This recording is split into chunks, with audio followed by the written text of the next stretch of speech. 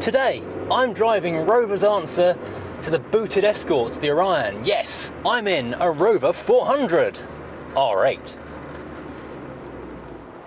So, the Rover 400, or 414 SLi in this case, born of the tie-up between Honda and Rover back in the early 80s, first appeared to us as the SD3 200 series back in 1984, product of the Austin Rover Group, and then revamped as the R8, as we now see it here, the first product of the Rover Group as it then became as a privatised venture.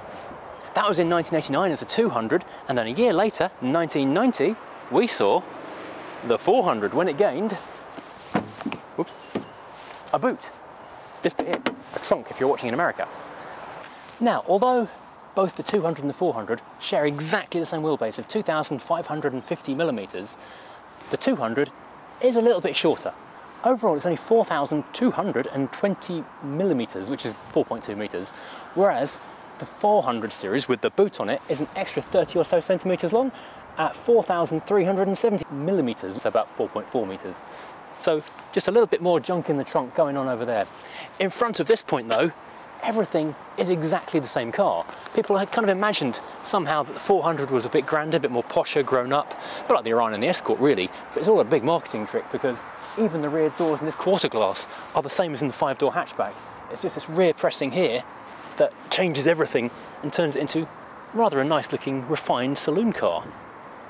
So moving around the car, we've got the same bonnet, same grille area, same bumpers, same lights, indicators, badges, wipers, glass, same wheels, same trims and alloys. Well, this is only a hubcap. SLi is sort of middle range, quite well equipped, but not that well equipped. Got the same plastic cladding you got on the upper mid-range cars. Same little Rover badges, red inserts on the SLi though, quite nice. Same mirrors, same door handles. Obviously the 3 and 5 door 200s did have different length doors because otherwise that would be crazy. Now, I don't know if this clever design of parts sharing and commonality comes from the penny pinching, perennially skint engineers who are always up against it in Rover, or the shrewd accountants in Japan from Honda, but around the back, even though it's a completely different boot area, you've still got a lot of common parts. These are the same tail lights you'll find in any other 200 or 400 apart from the Estates. I think it's the same insert in the boot, this plastic bit. I'm actually not sure about this bumper. I think the bumper's unique to this because obviously it's a larger area. But yeah, same filler cap, even though it's a different panel it's going into. They're very clever. Same little Rover badge over here. Genius, genius.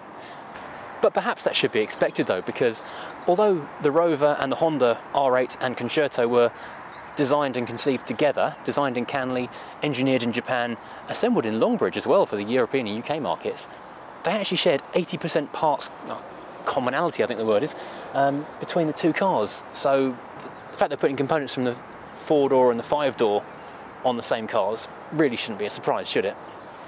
Now around the back of the car, in this trunkle area, you will be hard pushed to find any means of opening the boot beyond putting the key in that hole there, because like on all the other R8 series cars, there's nothing on the boot apart from that key there. You have to go and pull the little tag by the driver's seat, which, despite having owned an R8 for the better part of 10 years, still catches me out almost every time, along with the fuel filler cap, which is the same place to open that, and every time I stop to fill up with petrol, I have to walk back from the pump to the driver's seat. Anyway, pop the tailgate, trunk, boot lid, whatever you want to call it, depending where you're watching. This is quite a decent sized boot for a 4-door sedan.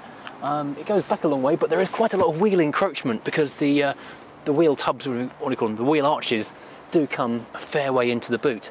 And interestingly, because even things like the coupe have got fold-down rear seats, this doesn't appear to. I've been scouring it for the release catches to sort of see how you'd put the seats down, but unless they've hidden them really well, I can't see any means of putting the back seat down to fold it flat and get a longer load space.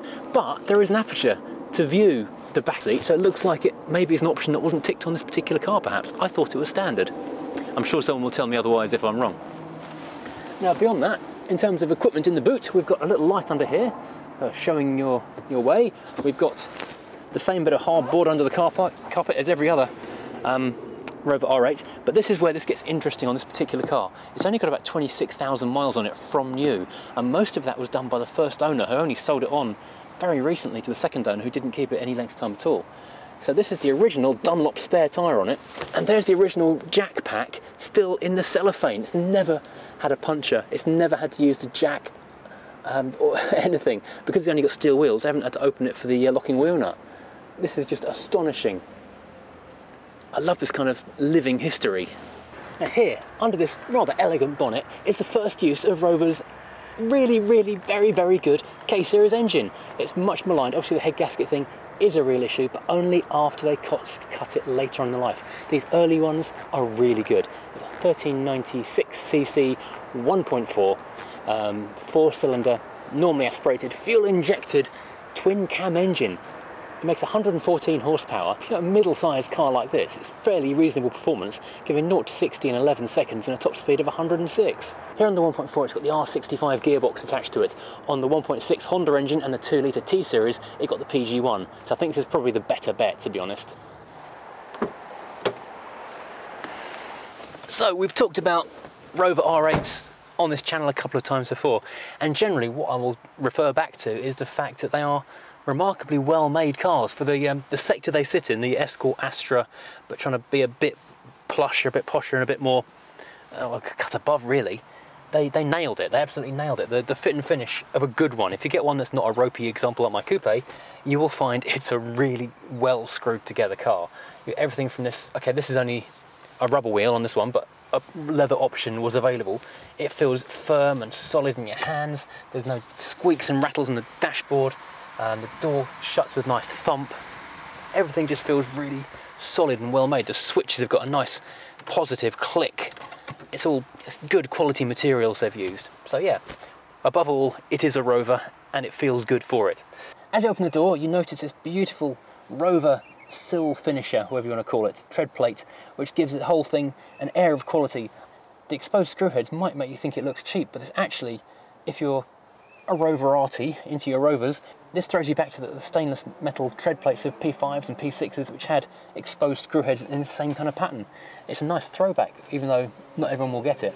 Bear in mind, this is an SLi, so it's mid-range, so it's got a few nice bits, but it's not got all the good bits that you might expect from a Rover. So let's have a look and see how it compares with other cars in the range, and what it has and hasn't got. Well, first of all, the wood. It's got this really nice glossy wood. 1990 was clearly a good year for wood in Rovers.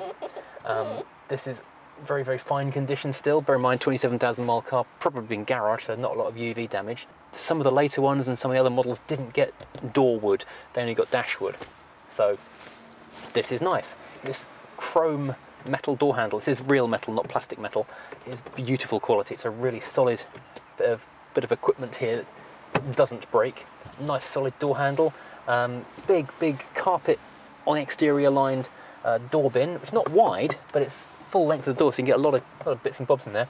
Big door speakers in there, so you can get some really nice audio sound. Now this is really interesting. You've got electric window switches up here on a handle. This car has got electric windows, but you can see where the windows were deleted because there's a blanking plug here in the door. That's really odd. And the window switches themselves, like on a BMW 30, are down here. They look a lot like BMW 30 switches as well, to be honest. So I'm slightly baffled as to whether this car came from the factory with manual windows and it had them retrofitted with electrics. I'd be amazed if it did. This is maybe a dealer fit option perhaps, or just in 1990 this is how they did it. This is an anomaly I've not come across before, so if anyone knows the answer to that, comments below please. Everything is blue. This car is a really unusual, I think it's called Atlantic blue. It's an unusual colour, but it really looks good on the thing. And the interior is a matching deeper blue with this kind of real 80s, 90s slashy pattern in the fabric, which actually looks more clear here on the door cards than it does in the seats. It's a bit like the coupe's kind of triple slash logo, the unofficial brochure logo. Gives it a bit more sporty vibe, because the SLi that's the direction it's going, more of a sporty than a luxury. So then you've got the steering wheel. As I say, it's a nice, solid, nice size, chunky rubber item with a decent horn. Horn test. Nice horn. Straight to the wheel, you've got two big dials. Rev counter on the left, speedo on the right. Big, clear, big numbers, big, clear white needles. I've said it before, Rover R8 dials are a masterclass in getting simple, clear, legible information straight to the driver in a hurry. Forget heads-up information, forget anything else. A pair of these dials are what you need. You've got temp gauge on the left, fuel gauge on the right, a few warning lights around the outer edges of it, and the centre, the blanked off panel, which if it was an automatic, that would be your park reverse drive Prindle indicator. I like the word Prindle, I learnt it the other day. And below that you've got 4 switches, well 3 switches in this one and a blanking plate. Hazards, rear screen heater, rear fogs, and if this had front fogs, that's where the switch would be for that. This is again standard R8 stuff. It's good quality buttons that just last and don't break. This is when Rover were really good. And moving on down, we've got air vents. This is really good ventilation in an R8 series. This panel here in the center at the top of the console here, just so basic and simple. Direction, temperature, fan speed, and this lovely little Rover thing of recirculate fresh air on your left, and then you can switch the 2 centered vents to being fresh air from outside, which goes back to sort of P5, P6, even older days. It's a real Rover tradition, but it's lovely because if you want to have just refreshing fresh air blowing in your face, keeping you alert while the rest of the car is nice and warm, and then you can do that. I think only maybe a few BMWs do that as well. I've not really seen it in many other cars. And down here we've got a couple of interesting things. We've got the electric mirror switch down here, which is a nice sort of square joystick contraption. Next to it, a coin tray, which is carpeted. I actually noticed there's a 2p piece in the glove box, which explains the rattling noise I heard on the drive to this car park. So I'm going to put the coin in the coin tray. However, that might be a mistake because underneath the coin tray, there's a fuse box. Now you might not think there's anything to link these 2 items. However, there was a stage in my coupe ownership, my R8 coupe, when every time I turned the car on, the rear light cluster fuses would just pop instantly, and I'd change the fuses and they'd go. And I was baffled. I had the lights out, I had everything apart, trying to figure it out. And eventually, I took the entire dashboard apart, get into these fuses, and realised the 2p piece had fallen out the back of the coin tray and wedged into the back of the fuse box. So that was just, yeah, shorting across all the contacts every time I turned the car on. So yeah, not maybe the best placed coin tray you've ever seen. Anyway, back across to the left of the wheel, we've got the original Philips R670 radio cassette with auto reverse and security code. This looks like quite a swank radio for 1990, because as well as your big on, off and volume switch in the bottom left, you've got fader, balance and tone on separate little dials. This is quite a nice looking radio, and it really ties nicely in with the design aesthetic of the car. Below that you've got a big cubby hole thing, which is big enough for a few cassette tapes or bunch packets of sweets and that kind of stuff. And between the radio and the cubby you've got your cigarette lighter, never been used on this car, always very nice to see that fresh, unsullied metal, and the ashtray, or sweet wrapper tray as I like to call it. Yes, all very practical, very well thought out, very usable. And back up to the top, we mustn't forget, this obviously 1990s, no cup holders, but up here we do have one of the best tea shelves in the market, a Rover emblazoned tea shelf, perfect size for a mug. You can get 2 mugs here, you get biscuits and things here, and it's also lifts out to shake any crumbs or tea spillage you might have. What's better than a wood panelled Rover logoed tea shelf? That is possibly the pinnacle of tea shelfery. And we mustn't forget the little digital clock here in the centre, which just tells us the time. A little flip down thingy here to reset it if you want. And the wood on this car is just exceptional. I've mentioned it already on the door. It's really common for this veneer lacquer to just peel off and crack and look horrible, but in this case it just looks lovely. It looks like it rolled out the factory. What else have we got? Okay, we've got an okay sized glove box, which just opens out quite nicely. Feels a little bit plasticky. It's the only thing in the interior that feels plasticky. Down here we've got the 5-speed gearbox stick. This is a manual car, so the R65 gearbox as discussed down the front, and a proper handbrake with a very short throw in this particular car. Whenever I look in an R8 it looks like this panel means you're missing some exciting equipment, but it's not. It's just hiding some screws to hold this panel down.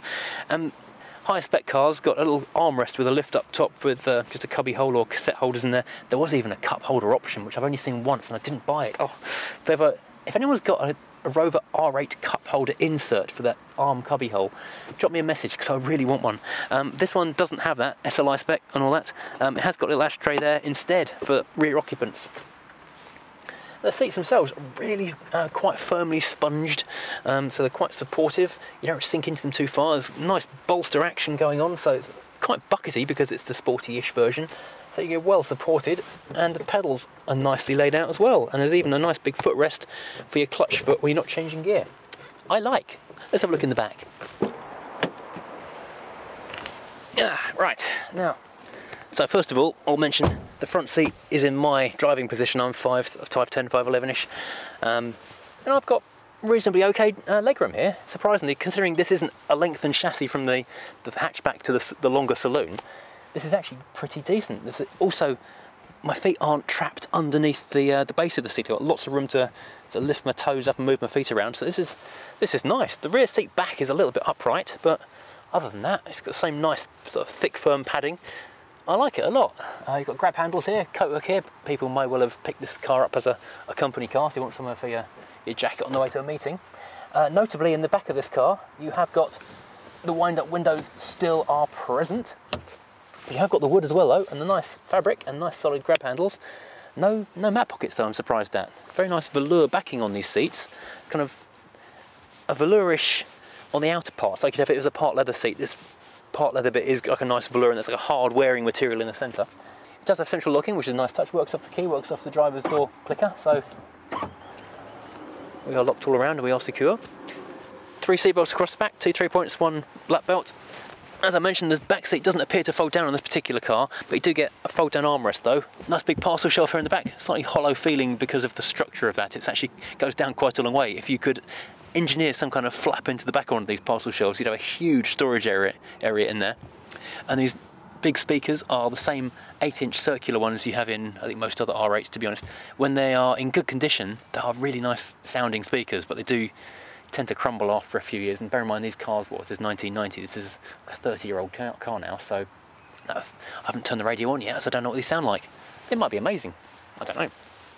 There's no door pockets in the back doors, but there are nice carpeted area at the bottom, so it kind of protects the door from any errant feet as they kick as they get in. So if you've not driven a car with a K-series in it before, you're in for a nice surprise. They're surprisingly quiet, they're quite refined, they pull well, even in 1.4 form, and they did a 1.6, a 1.8 and a 1.8 VVC later on, going into things like the Coupe and the MGF and all kinds of things. In fact, it was one of the most populous engines ever made, really. Everything from sports cars to four-wheel drives to hovercraft have had these. I think even aircraft have had them as well. Anyway, yes, as I was saying, yeah, it's a nice refined engine. It pulls well. It gives great MPG. It's about 40.9 to the gallon, I think the average on one of these things is, which is more than respectable for a car of this size. That, of course, is helped in this case by the fact the car is so low mileage. This car has been mercilessly maintained by a very, very caring owner, it would appear. It's not exactly a ropey high miler. This is kind of, if you're going into a Rover dealership in 1992 or 93 looking for a good used 414, this is kind of the car you would have bought in this exact condition. So yeah, all the plastics are good, the wood's good, everything feels tight. Now we've got the same, let's try the electric window, there we go, electric windows. Now on this car we've got the same pull-up aerial as we had on the Rover 200 we rescued about a year ago. That was a 214 as well, and had the same manual aerial. We thought the radio was broken at first. When we turned the radio on, nothing happened. Oh, Rover code, it wants to... Damn, forget that then.